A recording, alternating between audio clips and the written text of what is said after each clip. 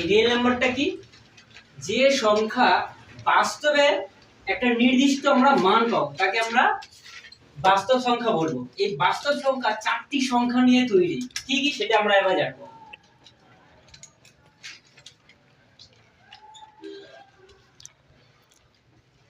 এক হচ্ছে স্বাভাবিক সংখ্যা,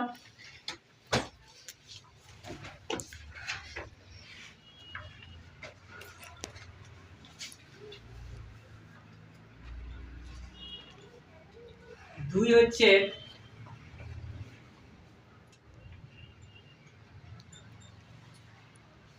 অখণ্ড সংখ্যা, তিন হচ্ছে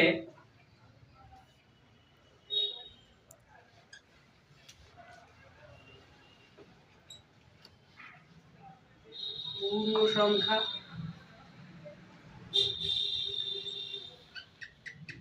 চার হচ্ছে মূলদ সংখ্যা।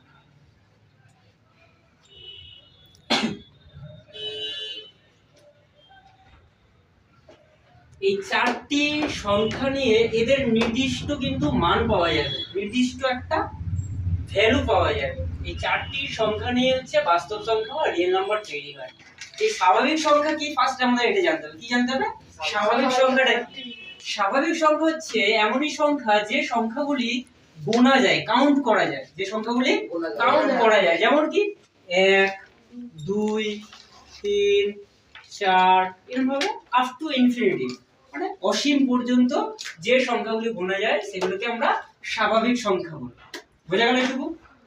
এরপরে আমাদের জানতে হবে কি যে অখণ্ড সংখ্যাটা কি। অখণ্ড মানে যে সংখ্যাগুলো আমরা গুনতে পারছি, যেমন 1 2 3 4, এবং এই সংখ্যাগুলোর আগে যদি একটা জিরো বসিয়ে দিই আমরা, তখন সেটা হয়ে যাবে হচ্ছে অখণ্ড সংখ্যা। অর্থাৎ যে সংখ্যার দলে একটা জিরো ঢুকে যাবে, একটা শূন্য ঢুকে যাবে, সেই সংখ্যাগুলোকে আমরা কি বলবো? সেই সংখ্যার যে দলটা এটাকেই বলবো আমরা অখণ্ড সংখ্যা। তাহলে ফার্স্ট বোঝা গেল এটা স্বাভাবিক সংখ্যাটা, যেগুলো গোনা যায়, বোঝা যাচ্ছে। আর 1 থেকে ইনফিনিটি পর্যন্ত বা অসীম পর্যন্ত।